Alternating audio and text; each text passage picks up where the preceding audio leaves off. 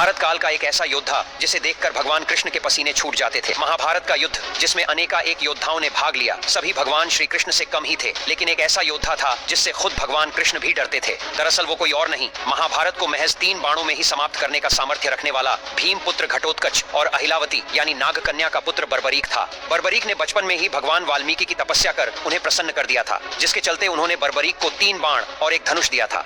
इन बाणों की वजह से ही बर्बरीक को 3 बाणधारी भी कहा जाता है। यह बाण अपने लक्ष्य को भेद कर वापस आ जाते थे। ये बाण इतने शक्तिशाली थे कि तीनों लोकों पर विजय प्राप्त कर सकते थे। जब महाभारत का युद्ध छिड़ा तब बर्बरीक ने भी अपनी माता अहिलावती से आज्ञा ली। भगवान श्री कृष्ण ने अपनी दिव्य दृष्टि से ये देख लिया कि स्वयं 3 बाणधारी घटोत्कच पौत्र बर्बरीक आ रहा है। उन्होंने फौरन ही एक ब्राह्मण का वेश धर लिया और वीर बर्बरीक के सामने प्रस्तुत हो गए। बर्बरीक को सामने देखकर अचानक ही वो हंसने लगे। बर्बरीक ने जब हंसने का कारण पूछा तब भगवान श्री कृष्ण ने कहा, हे बालक, सिर्फ 3 ही बाण, वो भी 3 ही बाणों से युद्ध लड़ोगे? इस पर बर्बरीक ने उत्तर दिया, हे ब्राह्मण, पूरे युद्ध की समाप्ति के लिए तो महज 1 ही बाण काफी है। यदि तीनों बाण चला दिए तो तीनों लोकों में त्राही त्राही मच जाएगी। भगवान श्री कृष्ण ने एकदम से कहा, अच्छा, यदि ऐसा है तो जिस पीपल के पेड़ के नीचे हम खड़े हैं, इनकी सभी पत्तियों को एक ही बाण से भेद कर दिखाओ। इतना ही कहना था कि बर्बरीक ने बाणों का ध्यान करके बाण चला दिया। बाण क्षण भर में ही सभी पत्तों को भेद कर भगवान श्री कृष्ण के चरणों के पास मंडराने लगा। इस पर बर्बरीक ने अनुरोध किया कि आप अपने पैर हटा लीजिए, अन्यथा आपको क्षति पहुंच सकती है, क्योंकि मैंने अपने बाणों को पत्तों को भेदने की आज्ञा दी है, न कि किसी के पैर को। तो भगवान श्री कृष्ण ने पीपल का एक पत्ता चुपके से अपने पैरों के तलवों के नीचे दबा लिया था।